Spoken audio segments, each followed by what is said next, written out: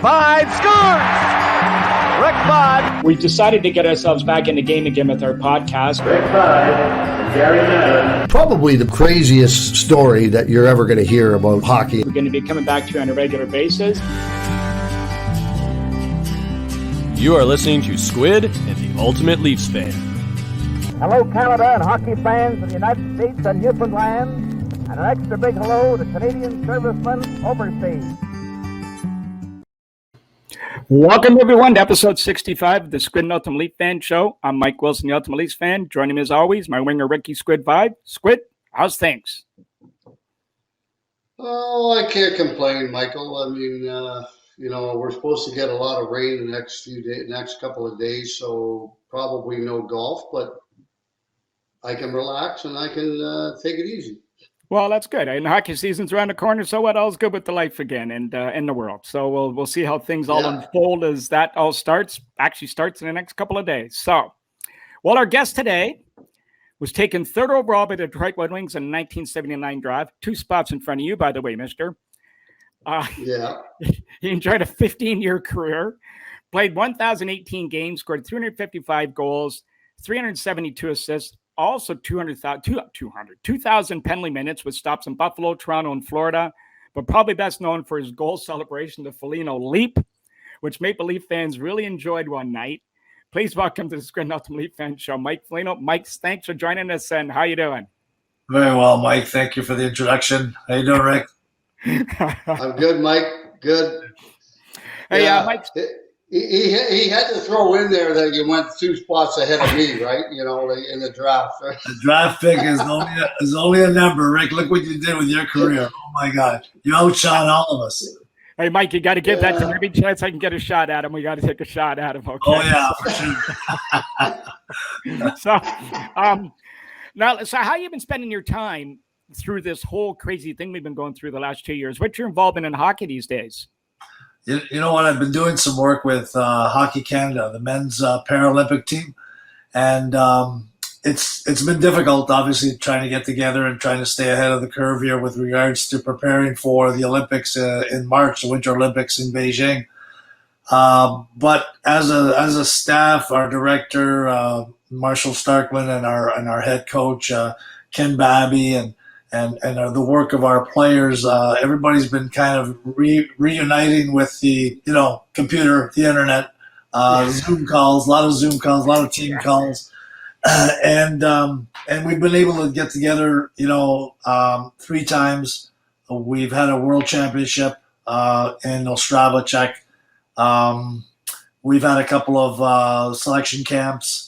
So we've had a couple of training camps where we've been able to get together. Our most recent one was 2 weeks ago in Calgary, and we were able to select 20 players out of the training camp that we feel are the players that can take us to a gold medal. How many players did you be choosing from? What would that pool of players be, just for the listeners? Well, because of COVID, it's down quite a bit.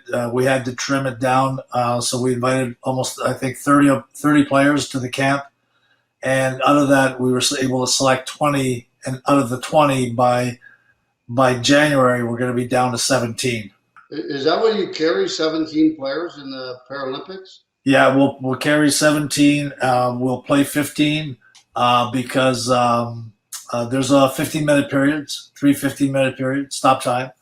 But our players are well conditioned. They have a little bit longer shifts than an NHL game, but it's all upper body because they're in their sled, and so it's a lot of upper body work. And if anyone if anyone has never seen a para hockey game, I hope you get a chance because these guys are really talented. I feel watching some of my players sometimes, Rick and Mike, that we've got some guys that can actually be on the ice in a practice with an NHL team and not look out of place once they get into the drills.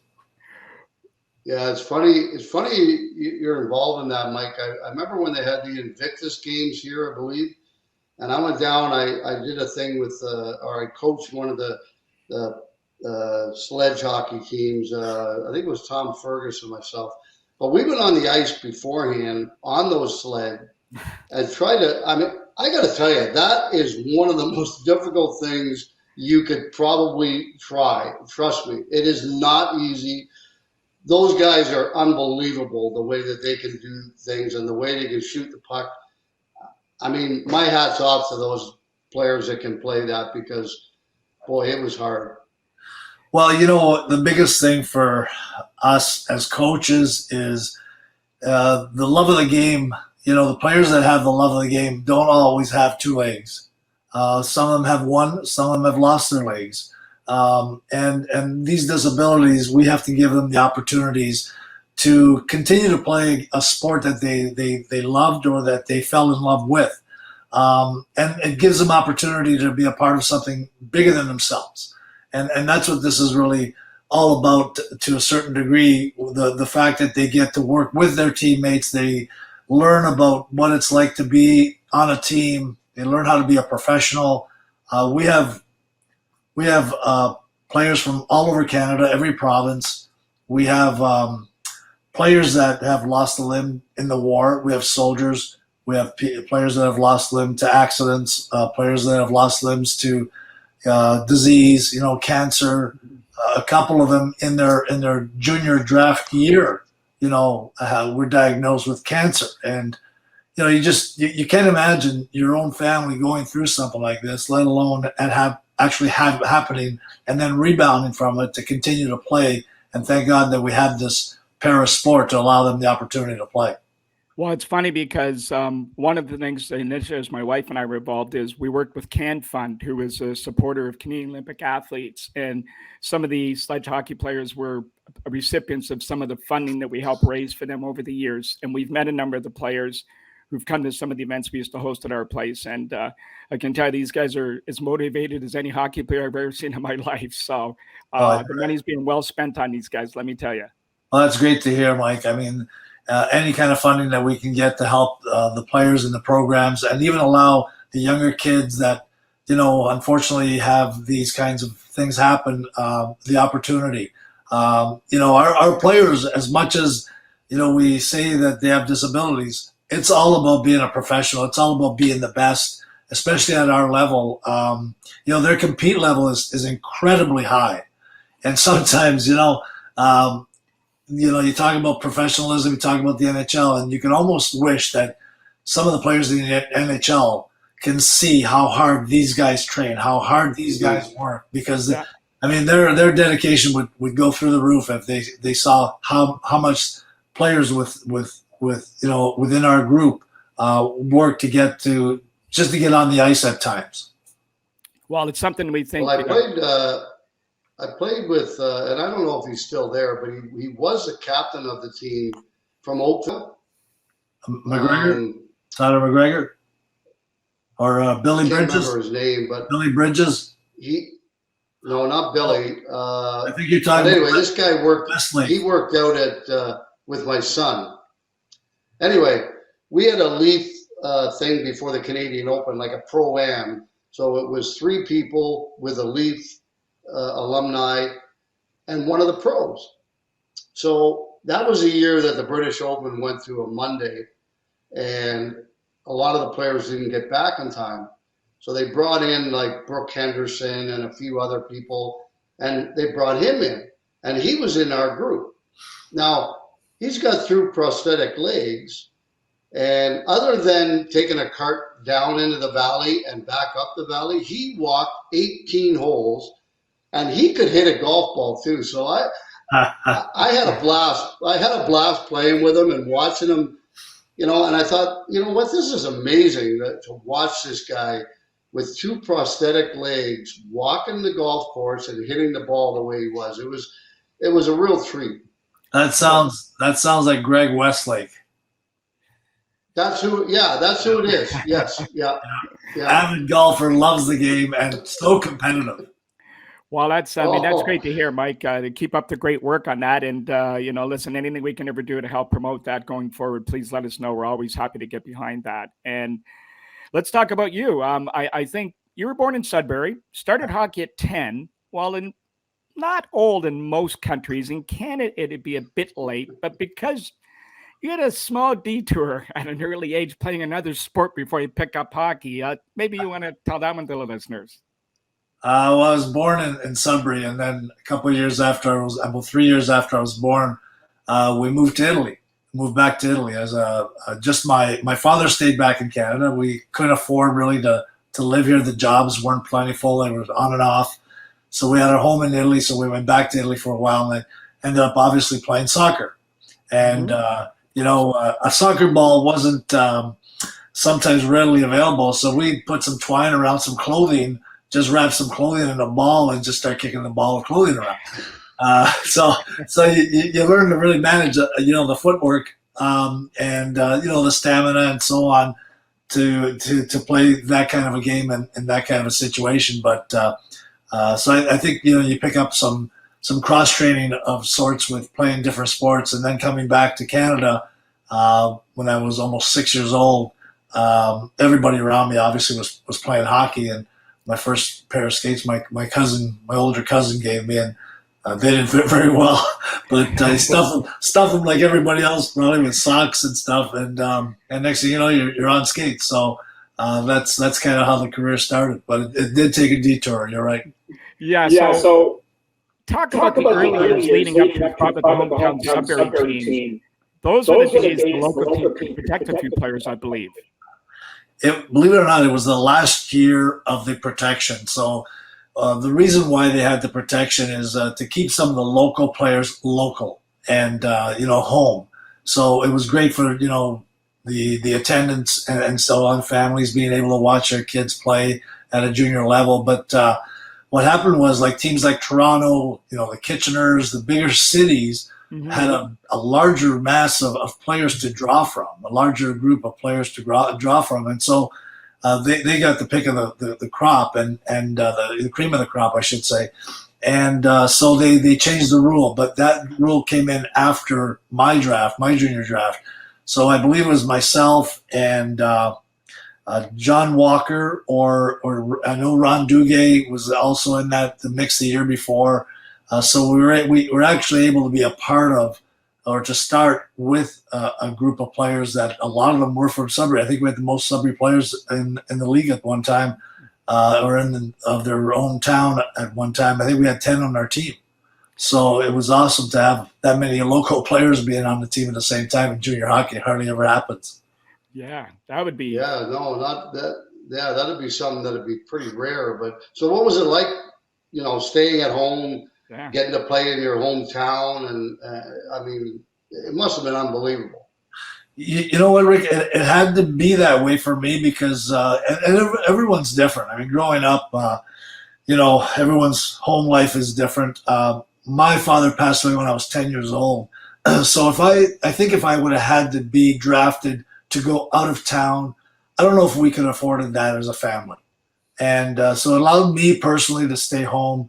Help around the house with my family, them not having to travel great distances. We didn't have a car. My older sister just got a car the year later, so we really couldn't afford to travel and go anywhere else. And for me, it was a blessing in disguise that everything just kind of fell into place like that. And sometimes you got to be lucky to be good. And I feel in my situation, I got lucky with being able to stay home. Well, Sudbury is pretty lucky, too, because you shirted it up your last year playing in Sudbury. So your draft year, was there any buzz throughout the year that you were going to get taken? You know what? I think, Rick, you guys were the group of players went to the Birmingham Bulls, I think, a year or two before. Yeah. And Gretzky, he had just left. And so in my year, it seemed like I wasn't in the midst of that class of players that especially with guys, great players like Rick that left. So it was maybe a little bit more of a watered down last year draftable player, but that was also the year that they opened up the draft to the 18-year-olds, and that was also the year of the merger between the WHA and the NHL. So there was a lot of things that kind of went down in that year. So not only were they drafting our 19-year-old group, But then they're starting to look at the 18-year-old group. And so the 19-year-old group was almost cut in half because a lot of teams wanted to go with a younger player that was available in the draft and that they were believing that could be a great player. In my draft, Dale Hunter ended up going. Well, let me tell you this. You're being a little bit modest, Mike, because we normally don't do this, but I am purposely going to read this list to you. Here are the top 20 picks from that 1979 draft. And here they are in order. Rob Ramage, Perry Turnbull, you, Mike Gardner, Squid, Craig Hartsburg, Keith Brown, Ray Bork, Laurie Boschman, Tom McCarthy, Mike Ramsey, Paul Reinhart, Doug Sullivan, Brian Propp, Brad McCrimmon, Jay Wells, Dwayne Sutter, Ray Allison, Jimmy Mann, number 20, Michel Goulet. And just for good measure, some slug by the name of Kevin Lowe went 21st. Oh, by the way, he won 6 cups and was in the Hockey Hall of Fame. That has to be the strongest. And then we checked with Paul Patsko. That has to be the strongest draft in the history of the NHL. Sounds like a Stanley Cup winning team right there. Holy moly. That is unbelievable if you think about that. So you guys were in pretty good company. So Squid, when you're talking about being taken 5th, look at the company you're with. Oh, I had no problem with going 5th. And I can tell you something, too, about the merger prompted – Michel Goulet was already going to Quebec regardless, one way or the other. It was an unwritten thing in the merger that everybody else was going to pass on him, and Quebec City was going to get him because that's where he played junior with the Ramparts. So that was one of the things that transpired during that draft because of the merger. So, and it was in August, and it was a phone draft. So I can't even remember the date, but it was in August. I know that. So. Well, so Mike, after you get drafted, what's your expectations heading to your first pro camp? And what surprised you the most after a few days playing against these guys, the pro level? Well, you know what? When I got drafted, Ted Lindsay called and God rest his soul, and just told me basically, just come ready to play. We want you to be yourself. You come here ready to make our team. And so nobody told me I couldn't make the team. So I ended up going to camp with the mindset I'm going to make this team, and nothing changed, nothing swayed me. I mean, you're a 19-year-old guy, as everyone that's been drafted knows that, you're going up against men. You're going up to take a man's job away. That's not easy to do, and anyone that thinks that's an easy job has something else coming to them, because there's nobody that's willing to give up an NHL job once they have it. It's a very hard position to get. And you have to fight tooth and nail sometimes to get it. Sometimes you don't get it on the first try. Sometimes you got to keep trying for years. And I think it's all in your will. It's all in your determination. It's all in your preparation. And like I said, I didn't realize I couldn't make the team. That's probably why I made it. Nobody ever said, Mike, there's no way you're going to make the team in the first year. I had to win my spot. I had to earn my stripes. And, I just remember the support I got around me. I had some great guys around me. Dale McCourt was my centerman. He was a tremendous junior player and had a great start in his NHL career. Then Peter Mahovlich was my centerman. Errol Thompson was my winger for a while. John Ogrodnik.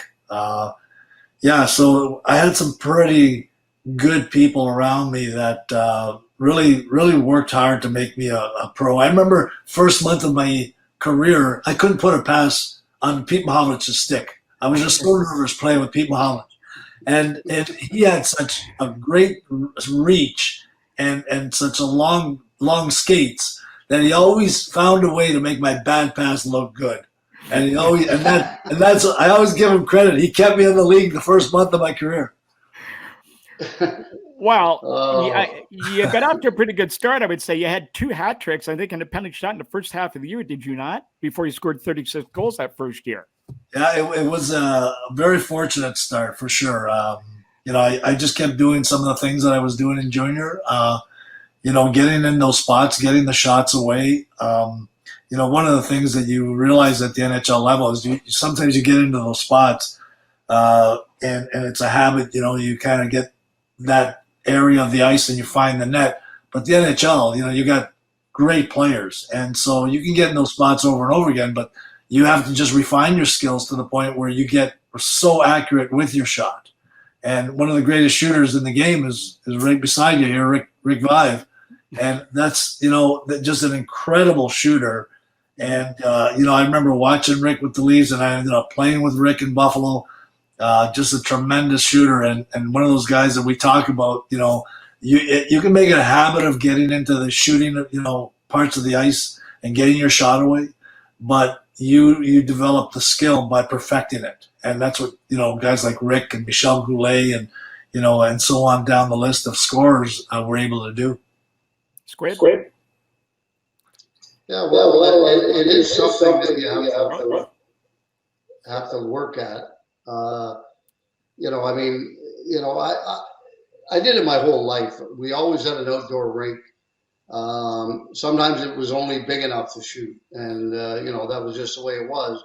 But I was out there day after day after day shooting pucks like crazy. I broke a few windows, unfortunately. In fact, I got a great story. I was in PEI in Charlottetown, so I broke a window of the lady's house next door, and she wasn't very happy about it. So my dad flooded the ice that night, and the next day came out. Well, what she had done is she had put a whole bunch of tea bags in water and boiled them, and then went out and threw all the tea bags on the ice after he flooded it. So they all stuck into the ice. So when you scraped them off, all the tea would go everywhere. And it kind of ruined the ice for a little while. But then my dad worked everything out with her, and everything was okay after that. That's pretty good. Now, Mike, so you're coming from a small town, Sudbury. It's a fairly good size, but still small town Sudbury. You moved to a new country, bigger city, NHL, lots of legends around you. That must have been a big adjustment for a 19-year-old kid. Yeah, I look back now, and I knowing what I know now, and seeing the things that have happened over the years. You got great examples like Sidney Crosby going to Pittsburgh. He lives with Mario Lemieux. You hear of situations like this over and over again with young players coming in. Pierre Turgeon, he lived with another one of my teammates when he first came to Buffalo. And you know what, with the Jacques Cloutier, I think. And, players like that nowadays, they're so young coming into the league. They don't know all the expectations. Some of them have never lived on their own before. Some of them have never cooked their own meals. Even at 18, 19 years old, let's face it, you get stuff handed down to you or done for you. And so I almost wish going back that could have happened to me, where, hey, you know what, Mike, we don't want you to live on your own. We want you to live with a family and, one of the players. And I think that would have really helped me, just I don't know if I should say the word appreciate things more, but just be more patient with the whole getting to the NHL mentality, because you're there sometimes and you're trying to experience the whole thing. You're going out at night and you're not eating well and that kind of thing. So, I think that if teams are to do it right and you've got a young player coming in, there's nothing wrong with a young player living with a veteran on the team to learn the ropes, to learn the disciplined way and what it takes to really be a professional. Even though they're a great player in junior, they're not a pro yet. And being a pro is totally different than being one of the best players in junior. Squid, can you add to that?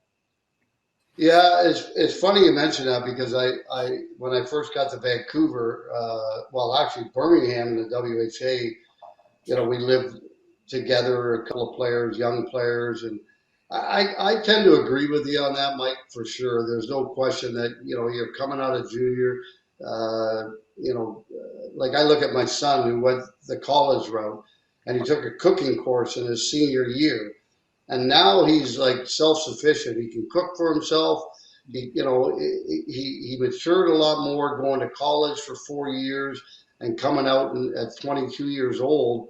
going into pro hockey instead of 19 or 18 or whatever. But I agree 100%. I mean, I lived with Glenn Hanlon in Vancouver, but Glenn wasn't a veteran or anything. I mean, I would have been better off living with a Dennis Kearns or someone, who had, was married and had children of his own. I think something like that would have made it a heck of a lot easier for me. I think Harry Neal would have enjoyed that a lot more too. So. Yeah, probably. Yeah, probably. Now, what I was going to ask you, Mike, is what were some of the cooler meetings of players or events that occurred over the first year for you? And actually, let's just take one step further. You're going to the Red Wings, legendary team. You're at that age where you'd have known a lot of those legends from the 60s. They were hanging around the rink. They're there. They must have been somewhat inspirational to you to now cross paths with these guys who wore that sweater before you. Yeah, there were. I mean, just even our general manager alone, Ted Lindsay, the stories that he had, and he'd invite us over to his house for dinner. Always talking hockey, and he'd come into the dressing room, and even to the last few days of his life, the last few years of his life, he'd walk into the dressing room and just start training in the gym that we had in the back room. And he still kept doing that all these years through the Scotty Bowman, Steve Yzerman era, Lidstrom era. I mean, he just, it didn't matter because he was the guy that kind of represented red and white in Detroit. He represented the community, he represented the team, and he was a real incredible professional through and through. And he loved the game of hockey. So, you meet someone like that and he takes you under his wing, even as your GM, you just have so much respect for that kind of a person and that kind of situation. So I learned a lot from Ted Lindsay. And, there's a lot of other players. I'm sure, Rick, you've experienced different things like that as well. Yeah, I mean, well, I've met Ted Lindsay a couple of times, and I got to tell you, you're absolutely bang on with everything you said, Mike. And I mean, that's why that award that's voted on by the players for the MVP, so to speak, is called the Ted Lindsay Award, because he embodied what it was to be a professional and an NHL player, I think, more than anybody else for many, many years. And like you said, even after he was finished playing, he was still a big part of it. And so I got to meet him a few times. Wonderful individual. Yeah, and I think one of the other things too, Mike, was with regards to a guy like Ted Lindsay, he was very selfless. Yeah. He was a true professional himself, and he always did all the things he needed to do to prepare himself, but yet would go out of his way to make sure his teammates were able to play. And you talk about that award, and that was one of the greatest things that the NHL could have done is create an award and name it after the Ted Lindsay, because of how he was and how important he was to his team and his teammates. And that those things like that, you don't forget with Detroit. And then you go to a team like Buffalo and you play with a player like Gilbert Perreault. And here's another true professional. I call him the master of the game, because he was just so good in every aspect, but yet just such a funny guy, great guy to be around. And you learn so much from individuals like this. Well, he's a guy we want to get into, so let's leading into that. That's a good segue. Mike, you're perfect for this. It's a perfect segue leading into this. I mean, things are going well for you individually as a player in Detroit. The team was floundering, low attendance. You must have been hearing some changes were coming, possibly, including maybe ownership, management, all those things. Then December the 2nd, 1981, the three words players dread to hear, and it ain't it's your round. It's rather we've traded you. Yeah. Did you see that coming your way, or would you just get caught totally off guard?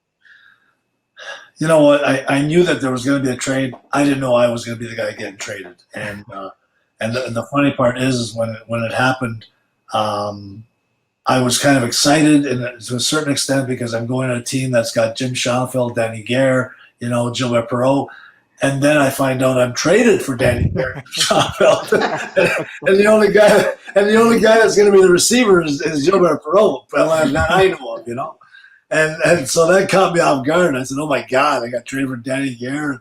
I remember watching Danny Gare and Jim Schoenfeld when I was younger, and just some great players. But so yeah, it was definitely a change of life, a change of new experience. But Scotty Bowman was looking for somebody to play with Gilbert that was young and had my style of game, I guess, and that's what I brought to Buffalo.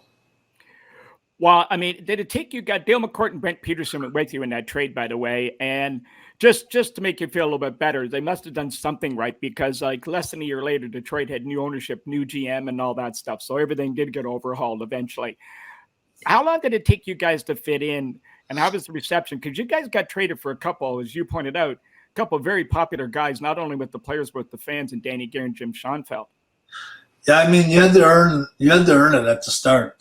They weren't just going to switch over and like you because you got traded there. You had to earn your jersey and your position every night, and that's something that I remember from my years with Ted Lindsay. Someone asked, he told me one day, someone asked Joe DiMaggio why you play hard each and every night. Every time you go out there, you work so hard. How come you work so hard, Joe? Yeah. And he said, because some kid might be watching me play for the very first time, and that stayed with me. So when I did go to Buffalo, I kind of you go back on things like that. You draw from those kinds of conversations, and I didn't want to let anybody down in Buffalo. I didn't want anybody to think that they made a mistake. I wanted them to believe that they did the right thing. So my intention was all good, very positive. And it was a great opportunity because I met my lifelong how do I put this, mentor or idol, if I could ever use that word or should use that word, but Gilbert Perreault. I used to be Gilbert Perreault on the streets in Sudbury playing ball hockey. I was number 11. I was Gilbert Perreault. I would stick handle through everybody and score a goal, and then I got a chance to play with my childhood hero. And we still talk to this day. There's not a couple months that go by before we chat on the line. He lives in Quebec. I live in Sudbury. It's great distance, but it's shortened up by a quick phone call or a Zoom call. Well, was he as laid back as everybody said he was? He was laid back, but he was the kind of the quiet force. That's probably the best way that I can describe him. Everybody always wondered, how come Gilbert was such a great skater? Like, he was just so fluid. And then one night I couldn't work out in the daytime. My wife was with the kids. We had something going on with the kids, and so I said, I'm going to go for a late night run. About 10 o'clock at night, I go for a run. I lived about 2 miles from Gilbert Perreault, and here I am jogging on the street. And I look across, and there's this guy coming. I said, that looks familiar, that guy. And it's Gilbert Perreault running at 10:30 at night. And I said, Gilbert, what the hell are you doing? He says, I always run at night. I said, what do you mean you always run at night? He says, well, yeah, because if I run in the daytime, too many people see me and they stop me for my autograph. He says, I can't get to work on it. so it's like everything else, right? There's always a reason why great players are great. They do the work when no one else is watching. And that's what I admired so much about a guy like Gilbert Perreault. You look at Guy Lafleur, and everybody says, well, yeah, I can't believe Guy Lafleur, smokes a pack of cigarettes every day or whatever. Yeah, but I don't know if you know the other part, but Guy Lafleur was one of the first guys that used to jog 10 miles a day to train, so he would have the stamina and endurance to play, in the last minute of a shift or the last minute of a game, and still play the way he did when he started the game. So, there's always a reason why great players are great. Well, there was, you mentioned Guy Lafleur, and I remember during the World Juniors, we got to watch a lot of their practices because we were based in Montreal. In fact, we dressed in their weight room. And, I couldn't believe in their practices. It was only 45, 50 minutes, but it was nonstop. And Guy Lafleur was never behind anybody. So he must have been working a little bit extra off the ice, I would imagine. Everybody talks about, he had a cigarette between periods. Yeah, but what about all the other work that he puts into his game and everything else to be one of the greatest right wingers of all time? Yeah. I mean, I don't think everybody, thinks about those types of things because that just doesn't come to you. You have to work for it. Yeah. No, and then you look at some of the players even nowadays, the guys that are, onto some new trends of training, some of the stuff that they show Crosby doing, some of the things that they show LeBron James doing, the intentional workouts where they're broken down into parts, like they, it's not just up and down the court. It's just standing in a certain spot on that court and throwing that ball into the hoop. And, it develops muscle memory and so on. But there's different types of training for everyone.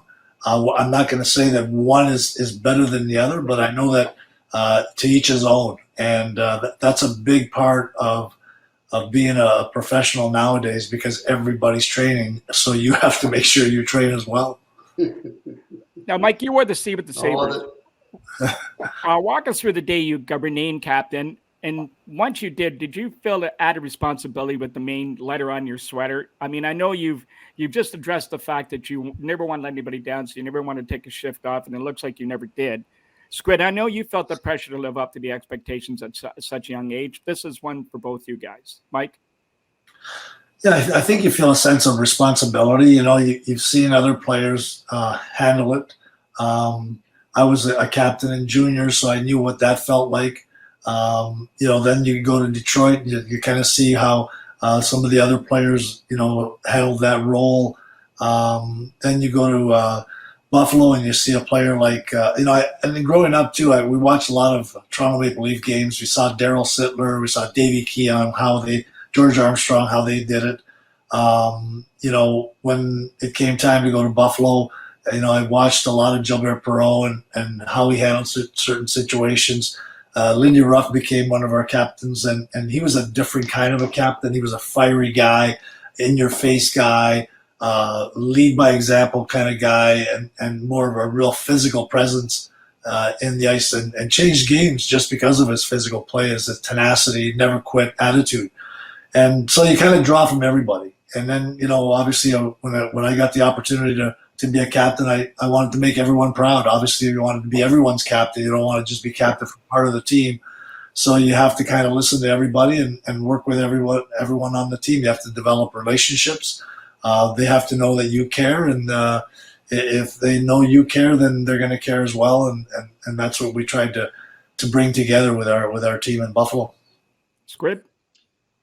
Yeah, I mean, I think, like Mike said, you look at the people around you when you come into the league. Like I was, Dennis Kearns and guys like that in Vancouver, and then I get to Toronto, and you got Daryl Sittler and guys like that. So you kind of watch what everybody does, what these guys do, and then you try to be as good as them. And that, that says a lot when you're the captain. It's very difficult, but like Mike said, you don't want to disappoint anybody. Like I can remember when I came to Buffalo, and Mike and his family, they went out of their way to look after Joyce and I, and show Joyce where the schools were, where everything was. That's what a captain does. He, and then like I said, I saw Daryl taking guys to lunch and talking to them. So those are things that I did when I was captain. And then, I go to Buffalo, and lo and behold, Mike just jumps right in, and we didn't even have to really do anything. Mike, his family was there for us, and that's what he did with everybody. And I think that those are the things you need to do as a captain. You gotta make everybody kind of feel comfortable. And Mike certainly did a great job of that in Buffalo. Well, you know what? You still see it to this day. Like, having two boys, at that level, both of them got traded already. And that's one of the remarks that I still hear from them. Like, when they came to the new city, nobody was at the airport to pick them up. They told me to take a cab to the hotel or whatever. It's like, geez, I just didn't quite feel welcomed, But when someone's there, they go the extra mile. They do the extra thing that makes you feel wanted and cared for. And you when you feel that way, you always give back tenfold. And so yeah, it's a very important part of the role of the captain. But now it's become more part of the leadership group on the team. It's not. It's a leadership by committee, which I think is even more important because you got more guys, watching your back and looking out to help and chip in and be a part of that leadership group that takes so much pride in the success of the team. Well, you can tell the boys, at least they weren't Gerard Gallant. You get shown the bums rush out the back door and sit here, make your way to the airport. Right. Grab your ticket at the airport. We'll see you later. Coaching is a tough thing. That's a little different. But Mike, I was going to say to you now, Buffalo had a good team. They just couldn't get to that next level. When that happens, change is going to come at some point because, teams almost flatline and they get to that level. You get moved to Toronto. Now, moving to Toronto, you're close to your hometown. Were you a little apprehensive moving to the city, knowing even though the team is in transition, expectations are going to be very high? Yeah, I mean, you know what? It was obviously tough to be traded from Buffalo, but when I found out that I was going to Toronto, I was actually relieved to a certain extent, just because if I'm going to get traded from Buffalo, I want to go somewhere where at least my family can see me, or it's a team that I kind of at one point in my career might have wanted to play for, and so. It didn't take very long to get kind of into the idea of it. And, I welcomed it. Obviously, you can't turn back the clock, but, you welcome the opportunity. And I tried to, make the best of my opportunity with the Leafs while I was there. It was a little bit in disarray when I first got there. There was a lot of turmoil that was going on with the team. And, that took a little time to heal. And a lot of changes had to take place for that to happen. Sometimes you can't heal the damage that was done, and so some changes had to be made on the team to create that unity. Cliff Fletcher came in and made some incredible moves that flourished. Well, one in particular everybody will talk about for life as a Leaf fan is the Gilmore coming to Toronto from Calgary and that massive trade. So what did you know about Gilmore besides playing against him a few times a year when he came in to the Toronto Maple Leaf organization? Yeah, I think there was more than that one, but the thing with Dougie was just his tenacity. Like we needed a centerman that could put some numbers up and play any style of game, and whoever thought this little guy from Kingston would be that guy. Like he comes in and is just relentless. And we needed that kind of player. We needed that kind of drive. And not only that, but then you got Glenn Anderson coming in from Edmonton with Grant Fuhr, and then you got Jamie McCowan coming in. There's a whole bunch of changes that were made that really helped us kind of get over that hump. I think Rick, when you were there weren't a whole lot of captains on that team, but when I was there was a slew of guys that were former captains of different teams they played for. So we had a whole different level of leadership, and then with Potvin coming in, he was just, like you look at the Montreal goalie this year, Carey Price, coming back fresh off an injury and playing incredible in the playoffs, and that kind of reminded me of what Potvin did with us. He was a fresh guy. He was unknown, and he was never going to quit on a puck, and it gave us every opportunity to win. You also had Dave Andrechuk there too. Yep. I don't think that hurt a little bit. No. He could. I've never seen a guy like him score goals like him in front of the net. I've seen him. I believe you were there in Buffalo one night. He got knocked down in the slot. The rebound came out. He was on his knees. He reached out with his stick, pulled the puck in, and roofed it bar down on his knees in the slot. And I'm thinking, holy cow, this guy's pretty damn talented. And he goes to Toronto and scores 50 goals. And you know, you guys almost get to the Stanley Cup final, and I thought that was pretty cool. And of course, Dave's a pretty cool guy, and I remember him sitting beside me in the dressing room in Buffalo, and we had a lot of laughs together. And he was a funny man. He still is a funny man. I ran into him, I think, a couple of years ago at the game in Toronto, and I played with Dave for quite a few years in Buffalo, and he was a rookie then, obviously coming in, and like you said, Rick, he could find pucks 10 feet away from him and corral them in. So there was a movie at that time, Clint Eastwood, with his orangutan called Clyde. I don't know if you remember. Every which way but loose, I think was the name of the movie. Anyway, when he did that, I said, "Holy God!" I said, "You just like that Clyde on that movie with Clint Eastwood." So that became his nickname. That stuck. The guys loved it. So we used to call him Clyde.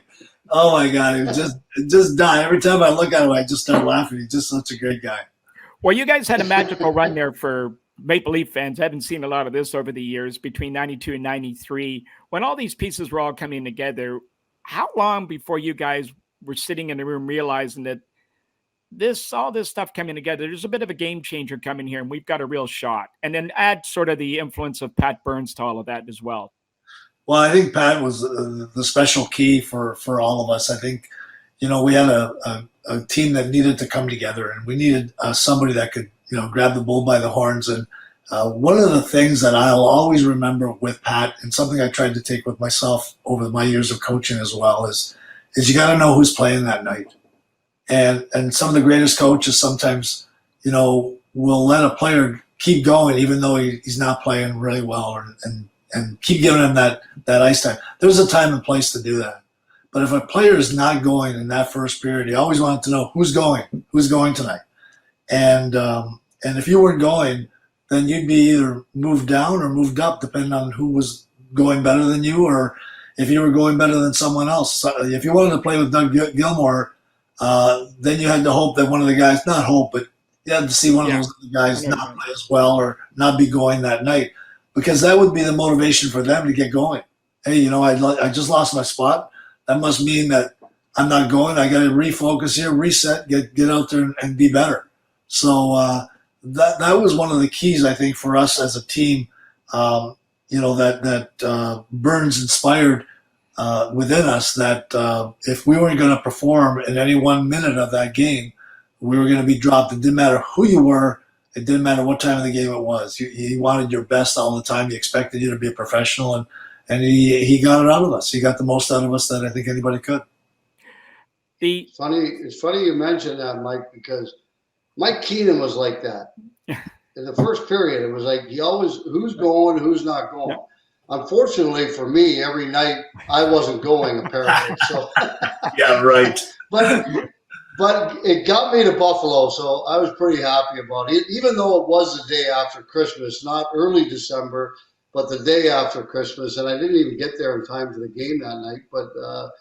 But yeah, so I you know what, it got me to Buffalo, gave me a little bit of a new lease on my NHL career, and I loved it in Buffalo. I really did. I loved the players that I played with, the fans. I loved the whole area. Actually, it was a great place to live. Yeah, and Mike, you mentioned about the early years in this, the Stanley Cups and teams that were winning Stanley Cups. You have to remember, our first year there was a team by the name of New York Islanders. Yep. They won 4 in a row. Then the Edmonton Oilers, they won 4 in a row. That's 8 years 2 teams have won Stanley Cups. So and then the Pittsburgh Penguins got going. Then Montreal Canadiens. So. Yeah, it wasn't an easy go-around for any team in the NHL when those guys were and then you look at the coaches they had, you look at with Edmonton Oilers and Glenn Sather, you weren't going, you weren't playing. Didn't matter who you were, And then if you looked at Al Arbor, the way that he got the best out of his players and created some incredible unity within those groups there. Just great coaches doing the things that they needed to do, recognizing their players and knowing their players and knowing the buttons to push within that group. And that bodes well for their success. Well, as our good friend Brian Burke always says, the game's 100 years old. There'll be now 32 teams. He said it when there was 31. There's only ever one winner every year, one parade. Doesn't matter. It's never changed in 100 years. Yeah. No matter how many teams, there's one parade. Yeah, no, and the greatest thing about our game, I mean, as much as every year you say, oh my God, the playoffs, it can't get any better than this. And all of a sudden the next year rolls around and it gets better and better and better. And, there's just so much talent. There's so much skill. There's so much determination. It's such a great game. And I'm still proud to be obviously, a part of it at a different level. And I'm very happy that obviously, I've got a couple of guys right now that are playing, and hopefully they have the greatest success possible and stay healthy moving forward. Well, we want. Go Mike, ahead. I think you're right, but you know what? The league or the referees in particular took a lot of heat last year because of things that weren't called in the playoffs and that sort of thing. What is your take on that? Because I know when we played, obviously, I mean, the regular season was like that, and then the playoffs got even worse. But what's your take on that? Because I don't have a problem with it. I think the referees in the playoffs should let them play to a certain degree and let them figure out who's going to win and who's going to lose. Yeah, you know what? There's two sides to that story, I believe. I think if you're doing something that is an attempt to injure, you have to be dealt with right away. I don't, Yeah. And I know that there was something that happened in New York with Washington right at the end of the season, and I don't believe it was dealt with properly. And I think it should have been dealt much more severely because it was an attempt to injure. And yes, the players have to protect themselves, and we've got fighting in the game, and that's great. But there's people that always go above and beyond. And go that a little bit further that need to be reprimanded so that they get reminded that you can't do that in a game. And if you do it again and again and again, you're out, So, I mean, there's rules. We try to play within the rules. Obviously the game is so fast that sometimes, you get, a situation that you can't help. But at the same time, we need other people sometimes stepping in to govern above the referees, and I think in doing so, it allows the referees to do their job better. Yeah, I was going to say. Yeah, no, I'd have to agree with you on that, and I think you're right about the thing, the Washington New York thing. There should have been a bigger penalty on that, I believe, and things like that. Yes, I totally agree. They got to take care of that. And get that out of the game because there's no place in the game for that. But you know what? I don't mind a real good, hard-hitting, even a few fights in the playoffs. And because, I mean, there's emotion. It shows emotion. And you know what? It's a part of the game. I mean, that you look at football. Hitting is a part of the game. If you don't hit, you don't have any defense. At the NHL level, everybody hits. And whether you're a scorer or not, you better be making physical contact because that's part of the game that either is going to help you to get through a team in the playoffs or not. And I think that's part of the game where a lot of kids have to learn. Sometimes they're so skilled they can go through a team and score these great goals, but they've never been against a real strong defense. A group or a tandem or a foursome where you're not just going up against the top pair, you're going up against the top pair and then their defensive pair and then just a much more depth on their defense. So if you're a scorer junior, you might be up against their weakest pair, but if you're a scorer in the NHL, you're going to be up against some pretty good defensemen and defensive forwards most of the night. Well, just keeping that train of thought, let's move along with that. And, we appreciate your time you're taking with us. And we're going to probably overextend a little bit because we've got lots to go through with you. But, the coaching, how did the coaching come about, Mike? You know what? At the end of my career, I was in Toronto and I kind of took a mindset where, my role as expressed to made by Cliff Fletcher as well, that, part of me getting another contract was to help a lot of the young kids and, help them play their game and bring them along. So that became a part of my character as an individual and my game. Pretty empathetic guy that I was. I always cared for people around me as well, so that made it a lot easier. And then going to Florida, working with Roger Nielsen and the staff there. My former teammate Lindy Ruff was there, and we had a lot of young guys on the team. And that became my role there as well too. I remember one night one of the guys reminded me a couple of years ago. He said, I still remember, he says, he came into the dressing room after the second period. He says, guys, I've already played 10 minutes. And I shouldn't be playing 10 minutes at my age after 2 periods. So somebody's not doing their job. so they knew they had to get their asses going because I was coming down on them. Then I was coached by Tom Watt my first year in Toronto. And in 1980, Tom Watt was the coach of the Canadian Olympic team that was helping out in the summer training. And so I got to know him a little bit there. And then we worked well together in Toronto as a player and coach.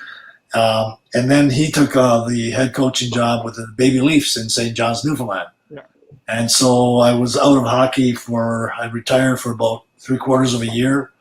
And I got a call from Bill Waters and asked me if I'd be interested in working with Tom Watt in Newfoundland to start the next season. So I said, yeah, I was ready for something different.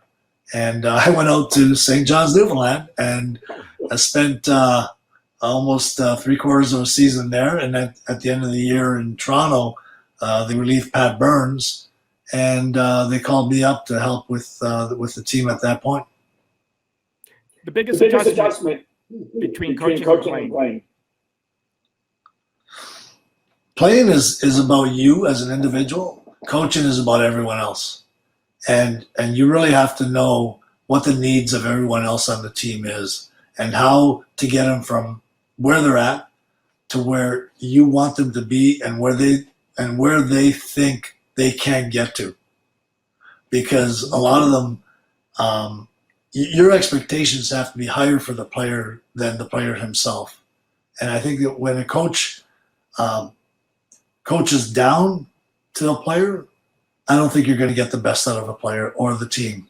I think the coach has to raise all the expectations, all the standards, and expect, especially players at the elite level, to be elite both on and off the ice. And I think that once you establish that, that's the standard that you can never draw back from. So I think those are the things that make great coaches. And I took great pride in my coaching when I did, and I still do now with our Paralympic team. It's something different. It allows me a little more freedom to get away from the game and enjoy my 9 grandchildren. So it's worked out the best for me.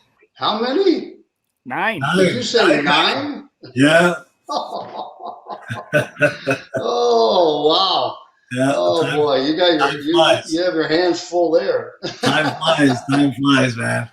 Kids are busy. Oh. Well, let me set this question up for both you guys here. It's been often said to us in the show, as a player, there's a difference between coaching and playing. And you identified it, Mike, as being an individual as opposed to dealing with 23 different personalities. As a player, you can go out and do something to change a game, goal, fight, hit, something. Whereas as a coach, you can only guide. Mentally, that must be very challenging and really lets a coach know really quickly whether he can adapt to that role or not. I mean, Squid, you and I have gone through this many times, but that is got to be one of the most difficult challenges going from playing to coaching. Mike? Well, I think one of the things you have to identify on your team is, first of all, what kind of a team do you want to be? And what kind of team do you have? And then putting players in certain roles to be able to be successful in the capacity that you're trying to play at. So I think those are the keys for a coach, where you've got certain a certain group of players that you're going to be dealing with, especially at the American Hockey League level. You're trying to groom players for certain roles for the NHL level, and your job is to do all the things that you need to do and not take a step backwards. So you have to identify roles of what it's going to take for your team to win. You've got players in those capacities. They've got a certain amount of minutes that they've got to be able to play at the highest level that they can. And your job is to find out, is that player doing that job? Is he doing his role? Is he playing those minutes that he needs to play? Because you only have a certain amount of minutes in the game. And if he's not, then he has to be stepped down, or you got to really work with him to get him back to the level that he needs to be at so he can be at 100% in those, say, 15 minutes or 17 minutes or 13 minutes, whatever the case may be for that role. Squid? Yeah, it can be frustrating. There's no question. I think the transition from being a player to a coach. But again, you got to look at, like Mike says, there's a lot of different scenarios. My first job was in the ECHL. Well, back then, primarily, we weren't sending a whole lot of guys to the NHL. It wasn't really a development league. It was more, win and bring people into the building so that you can make money. And so that's what that kind of was for me. But then all of a sudden you go to St. John, New Brunswick, and you're Calgary's AHL affiliate. Well, now your role changes a little bit. Now it's like, okay, now I got to teach. Now I got to teach these guys, not just stuff on the ice, but off the ice, and how to look after yourself, how to hold yourself, how to conduct yourself. I mean, there's a lot of things you got to do. And I had some really good players down there, Marty St. Louis and guys like that. I mean, that kind of helped a little bit. But boy, oh boy, I'll tell you, it's not easy because I got 7, 8 guys that were drafted in the top 2 or 3 rounds, and my job is to get them to the National Hockey League as quickly as I can.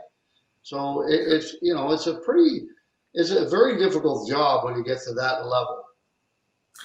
Yeah, no question. It's there's enough pressure on the players knowing that there's expectations, and so every day they're like, okay, coach, what do I have to do now? What more do I need?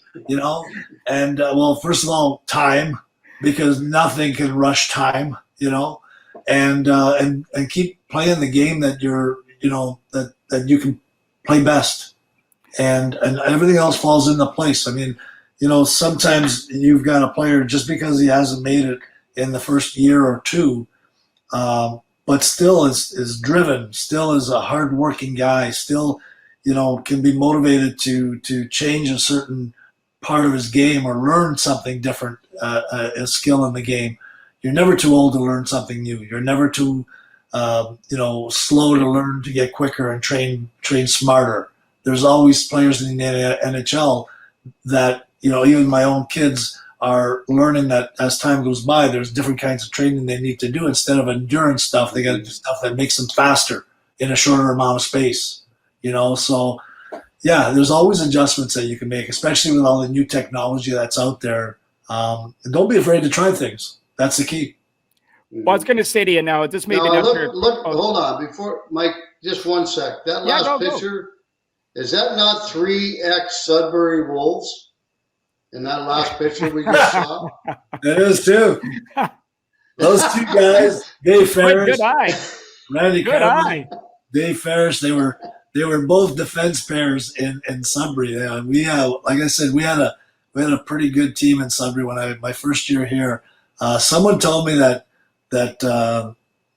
19 of the 20 or 21 guys that we had on that team ended up turning pro at some form or some level.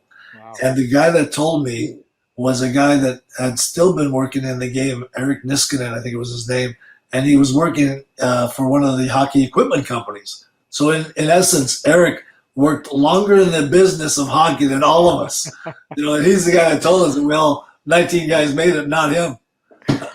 Now, this might be an unfair question, but you coached at all 3 levels, the NHL, AHL, and junior. And even back in your hometown, Sudbury. Maybe talk about the difference between the 3 and the level you enjoyed coaching the most. You know what?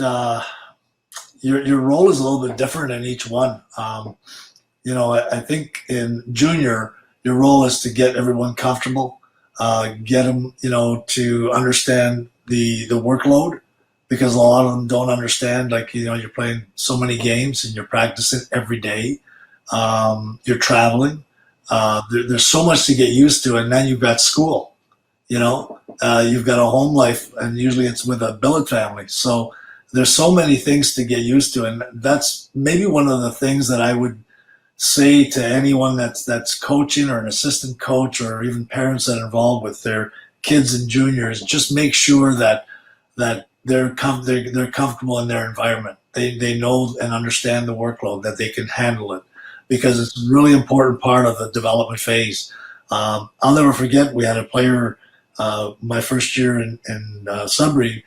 His name was Adam Mcquaid. And, Adam was a really good student and hardworking guy, and, really dedicated and wanted to be a pro in the worst way, but he's 16 years old, coming from PEI. And yeah, so, so here we are, and he's going to school, and we find out that he took on such a big workload at school that he couldn't get all his homework done. He couldn't keep up, and he was struggling. And it affected everything. It affected his mentality. It affected his game.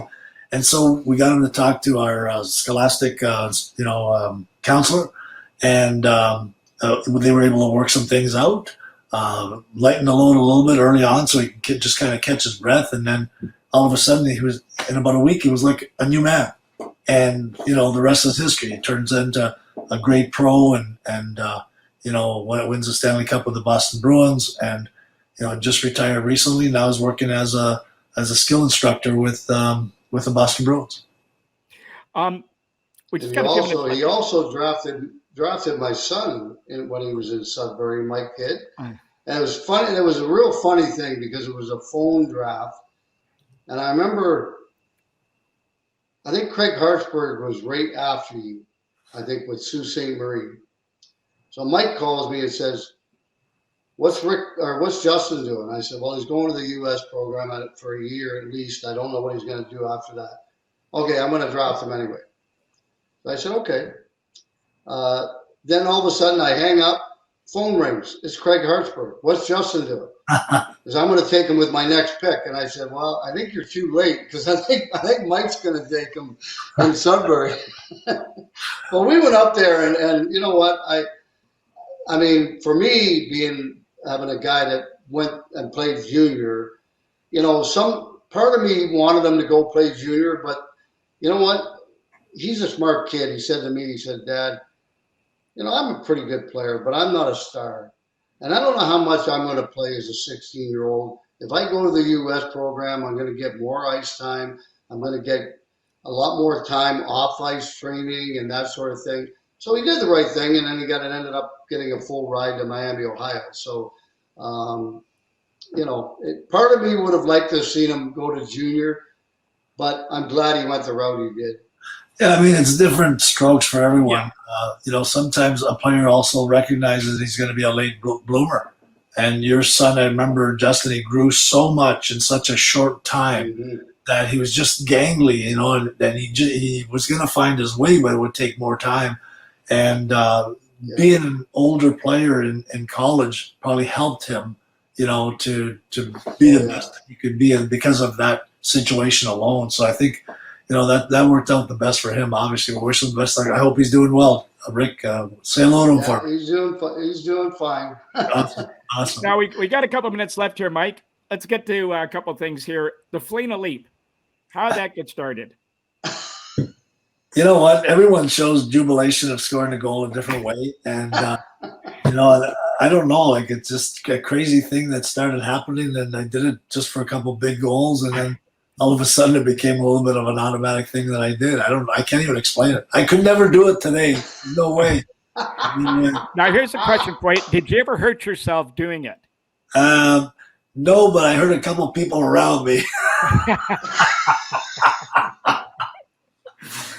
I used to have this half stick swing when I did it. It was like, oh, God. Well, we've got one. Now we're going to test your memory here. Do you remember that? You're not going to remember this. You may remember the event, but the night of February 19th, 1989, you had a penalty shot against Glenn Hanlon. He stopped you. Then he did the leap. That bastard. I remember that. I was skating away, and I saw him at the corner of my eye, and I looked back, and I gave him the Italian malocchio. I gave him malocchio. I gave him the evil eye. Well, what about the boys on the bench? They must have razzed you pretty hard. Oh, my own teammates were laughing. My own teammates were like, it was embarrassing. Well, that is a classic. Now, here, let's go the opposite way now. How emotional was it you watching your son Nick honor you with the leap after scoring his first goal? Oh, it was exciting for sure. To pay homage to your father after you scored one of the most important goals of your life to that point is getting your first NHL goal, and that humbled me for sure, and made me very proud to know that they cared about that much, that they would do something like that. And then a couple of years later, Marcus does it. So and he did it with the Sabres. Yeah, it was unbelievable. So yeah, they even wrote a big story about it, which was pretty good. I think that's pretty good. Now, have you ever had a chance to really let it sink in how special the accomplishments of not only yourself but your two boys are, especially knowing how difficult it is, like just even get a look, never mind make it, and to have the three of you succeed like you have? Yeah, I mean, you know what? It's a special situation. Obviously, there's other families that this has happened to. I think that it all comes down to you got to be lucky. There's no question about it. You have to have the right situation, and things have to fall into place. You have to stay healthy. There's been a lot of great players that have had the same opportunity, but then all of a sudden they've had sustained an injury or something, outside of the game prevented them from pursuing hockey, whether it's a job or family situation. So, you know what, we're blessed. I feel I'm blessed with this opportunity. I have two girls that keep the boys in line, which is really important. Sisters are always there keeping the guys, hey. But so they keep them humble, they keep them grounded, and they're doing really well. I'm really happy with not only how they play, but I'm really pleased to see how they care about the community and the people around them as well. I think it's important that they give some of their time to different causes, and they've done that, and they're still going to keep doing that. Well, here's a question for both of you. Now, do you think Nick, who was leading the way in front of Marcus, was given a little more room to fall down as his game advanced in his early years because he was your son with an NHL pedigree? Then, of course, Marcus has said, come along later. Or do you think that maybe they're judged a little harder because they were the son of an NHL player? And Rick, you went through this with Justin. Yeah, I never gave it much thought. I think, you got to make decisions on their merit. I think that you know what you can do with some players and what you can't do with other players. And I think that with Nick, I knew that he was more talented than he was worker, and he had to become a better worker to catch up with his talent. So we kept pushing him in the work ethic and the dedication part. So then, now I see him as a grown man, and it's 100% in both areas. He's taken the last 2 months to heal up from his injury in Toronto, but he did everything that he needed to do to make sure it happened, because he wants to come back and play and be better than he's ever been. Squid, you went through it. Yeah, I mean, it's all about opportunity too, and then when you do get that opportunity, taking advantage of it. And Nick and Marcus both had a great opportunity that they came in, but then they earn that. Once you get the opportunity, it's not over. I mean, you got to grab that opportunity, and you got to take a hold of it and make it work. It's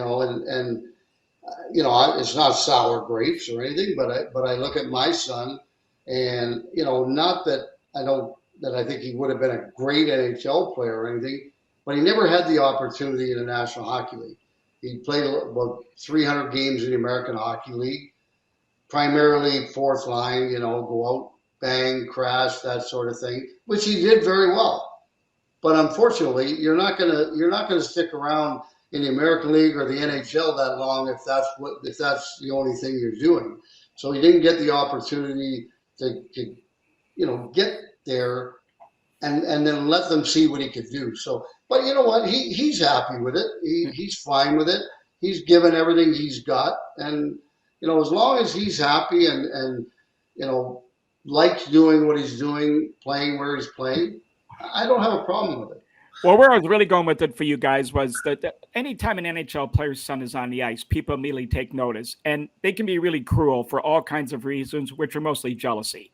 And that's really where, and if a kid is strong enough to overcome that, he can really go leaps and bounds. But sometimes it could be hard on kids too, and the families. Yeah, I think you have to be honest with the situation. There's no question about that. If your kid's not good enough to play, then you can't put him on the ice. You have to treat your kid like you do everybody else, and you treat everybody else like you do your kid.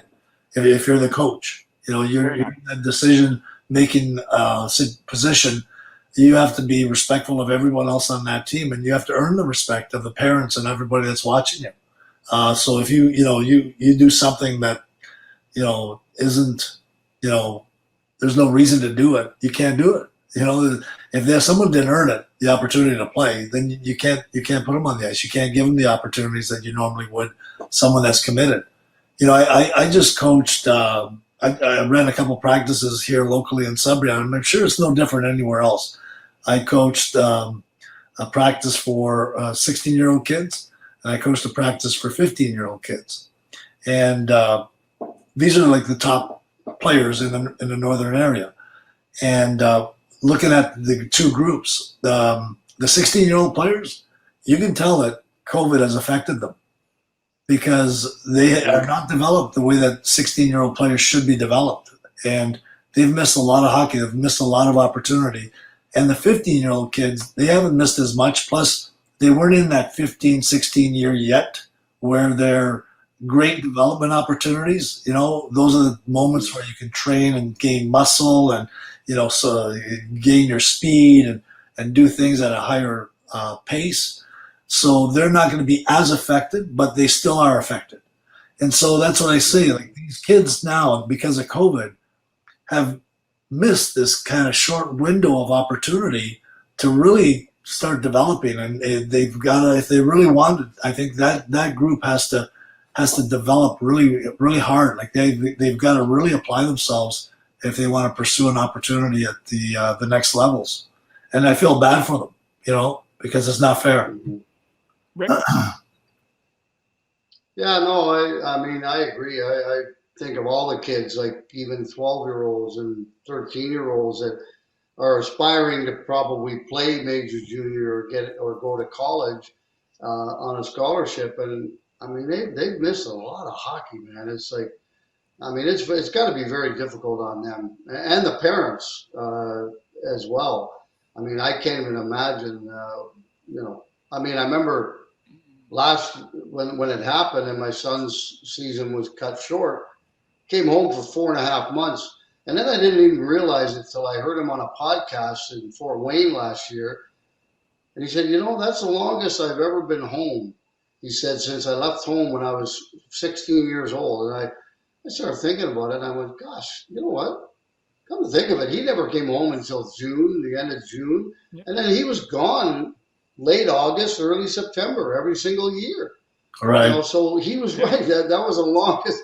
And that was probably, that was very difficult for him too. He trained here as much as he possibly could, but I got to tell you that affects those kids, and especially those young kids that just haven't played in about a year and a half. Yeah. And that's got to be very difficult. Yeah, no question. Well, I was going to say, guys, it's been great. We've gone over our limit. Mike, it's over already. Yeah. Well, we didn't even get. Well, actually, we got Squid. We got to get him with one more. Isn't it midnight yet? We got to get you, Mikey. We got to get you one more here. Some of the funny guys you play with, pranks. Now, you played with one of the Hall of Fame pranksters of all time, in Doug Gilmour. Now, first off, did he ever get you? And maybe one of the best pranks you've seen over the years. If anybody says that Doug Gilmour did not get him, they're lying. God, he's the worst. The worst. It never ends. No, but he got as good as he gave. We made sure of that. You thought you got him back. Well, okay. Yeah, I mean, Lindy Ruff was, for me, I think, the all-time greatest prankster. He would. He was pretty good. Yeah. He's to think about stupid things to do in his sleep. You know, I'll never forget. He used to. So anybody that used to come new to our team, anybody was traded, he would sew their zipper, their XYZ zipper, in their jeans all the way down to the bottom. And I'll never forget, one of the guys came in from Edmonton, and he's putting his clothes on in the change room afterwards, and he's looking down, he's playing down there trying to get his zipper up. And there's no way he's ever going to get his zipper up. It's stitched right down. So we all knew this, right? Because Lindy told us. So then he goes into the bathroom stall, and he didn't want anybody to see how embarrassed he was. He couldn't get his zipper up. So he's in the bathroom stall trying to get his zipper up. Well, we all move into the bathroom, about 15 guys, all around the stall, and we're all looking down and laughing our asses off. He looks up, he said, "You bastards." That's a pretty good one. Gee, Oh God, Mike, I don't remember that bathroom being able to hold 15 people. the stall caved in. Well, listen, Mike, we want to thank you so much for joining us today. It's been very enlightening, very great to have you on, and you give us some great stuff, and just we can't thank you enough. And good luck with the endeavors moving forward with the Olympic team. We think that's fantastic. And as I said, anything we can ever do to help, please let us know. Thank you very much. Thanks, Rick. Thanks, Mike. Really appreciate it. Mike? Be on the show. Okay.